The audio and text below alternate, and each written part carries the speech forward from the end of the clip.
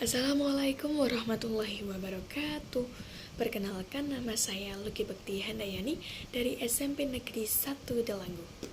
Saya akan mereview secara singkat saja sebuah novel karya dari novelis terkenal asal Padang, Sumatera Barat, yaitu Bapak Jombang Santani Khairan, dengan novelnya yang bertajuk Kado Terbaik.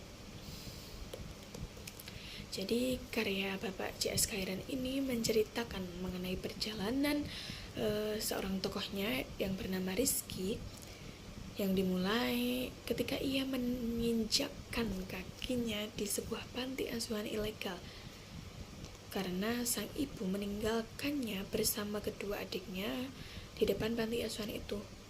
Singkat cerita, ya namanya saja panti asuhan ilegal ya, mereka tidak mendapat perlakuan yang manusiawi, kemudian bukannya mendapatkan ganti atas pendidikan, mereka justru tenaganya diperas untuk menghasilkan pundi-pundi rupiah yang hanya digunakan untuk menghidupi si pemilik panti asuhan ini.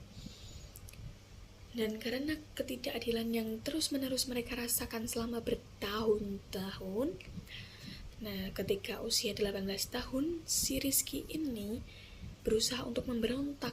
Ia nekat kabur dari panti asuhan itu untuk mengumpulkan pundi-pundi rupiah yang ia targetkan untuk membebaskan kedua adiknya. Ya, harta berharganya yang ia miliki satu-satunya. Namun di jalanan, karena ia tidak memiliki satupun orang yang dikenal, dia melewati banyak sekali rintangan yang justru tidak ada bedanya sama sewaktu ketika ia masih tinggal di panti asuhan itu. Jadi di sela-sela keapesannya menjalani kehidupan yang di luar panti asuhan, ia bertemu nih dengan seorang perempuan kota yang kebetulan sedang mudik ke kampung halamannya, dan mereka ini tidak sengaja bertemu dalam kebetulan yang bisa dibilang tidak menyenangkan ya.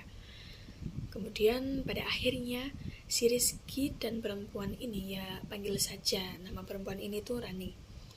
Si Rizky dan Rani ini pada akhirnya bekerja sama untuk membebaskan kedua adik mereka berdua ini, ya kedua adik mereka ini kan dua, membebaskan adik mereka masing-masing dari penculikan. Dan pada akhirnya juga karena kasus yang terungkap dari penculikan kedua adik mereka ini, panti asuhan ilegal itu pun riwayatnya juga selesai sampai di situ. Nah, kelebihan yang bisa kita lihat dari novel ini yaitu nyali si Rizky untuk berjuang dengan nasib hidupnya, dengan penderitaan hidupnya itu perlu kita contoh bagaimana si Rizky ini melewati rintangan-rintangan dalam hidupnya, meskipun ya dengan keluhan, dengan rasa iri terhadap kesempurnaan hidup orang lain, namun ia tetap menjalaninya. Kemudian ada beberapa kekurangan, yang salah satunya yaitu pada epilog mungkin pembaca sedikit kebingungan bagaimana sih nasib Rizky ini di akhir cerita. Dan namun penulis sepertinya menuliskan cerita ini berdasarkan realita kehidupan yang mungkin sudah sewajarnya. Ending dari cerita Kado Terbaik ini sengaja dibuat sedemikian rupa.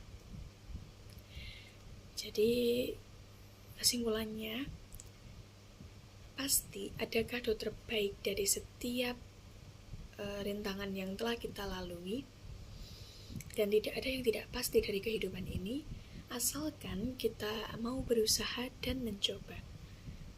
Sekian dari saya. Mohon maaf bila ada salah kata, perbuatan, dan lain sebagainya. Wassalamualaikum warahmatullahi wabarakatuh.